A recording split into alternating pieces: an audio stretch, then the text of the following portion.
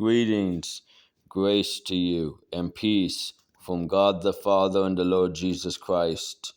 Today we will be continuing in Genesis chapter 21. Then the Lord took note of Sarah as he had said, and the Lord did for Sarah as he had promised. So Sarah conceived and bore a son to Abraham in his old age, at the appointed time of which God had spoken to him. Abraham called the name of his son who was born to him, whom Sarah bore to him, Isaac. Then Abraham circumcised his son Isaac when he was 8 days old, as God had commanded him. Now Abraham was 100 years old when his son Isaac was born to him. Sarah said, God has made laughter for me. Everyone who hears will laugh with me. And she said, who would have said to Abraham that Sarah would nurse children? Yet I have borne him a son in his old age. The child grew and was weaned, and Abraham made a great feast on the day that Isaac was weaned. Now Sarah saw the son of Hagar, the Egyptian, whom she had borne to Abraham, mocking. Therefore she said to Abraham, drive out this maid and her son, for the son of this maid shall not be an heir with my son Isaac. The matter distressed Abraham greatly because of his son, but God said to Abraham, do not be distressed because of the lad and your maid. Whatever Sarah tells you, listen to her, for through Isaac your descendants shall be named. And of the son of the maid I will make a nation also, because he is your descendant. So Abraham arose early in the morning and took bread and a skin of water and gave them to Hagar, putting them on her shoulder, and gave her the boy and sent her away. And she departed and wandered about in the wilderness of Beersheba. When the water in the skin was used up, she left the boy under one of the bushes.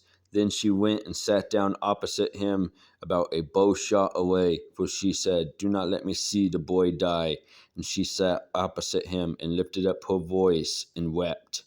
God heard the lad crying, and the angel of God came to Hagar from heaven and said to her, what is the matter with you, Hagar?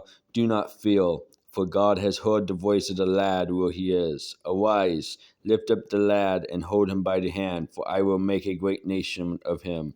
Then God opened her eyes, and she saw a well of water, and she went and filled the skin with water and gave the lad a drink. God was with the lad, and he grew, and he lived in the wilderness and became an archer. He lived in the wilderness of Paran, and his mother took a wife for him from the land of Egypt.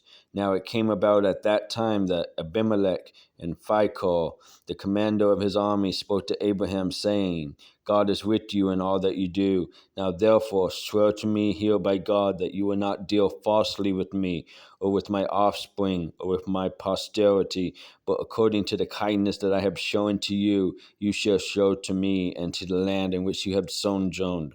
Abraham said, I swear it.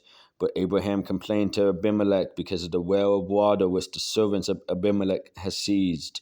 And Abimelech said, I do not know who has done this thing. You did not tell me, nor did I hear of it until today. Abraham took sheep and oxen and gave them to Abimelech, and the two of them made a covenant. Then Abraham set 7 yearlings of the flock by themselves. Abimelech said to Abraham, what do these 7 year lambs mean, which you have set by themselves? He said, you shall take these 7 year lambs from my hand, so that it may be a witness to me that I dug this well.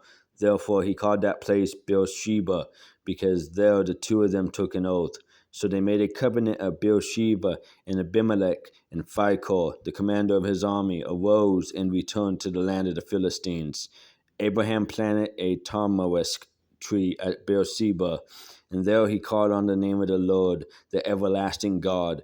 And Abraham sojourned in the land of the Philistines for many days.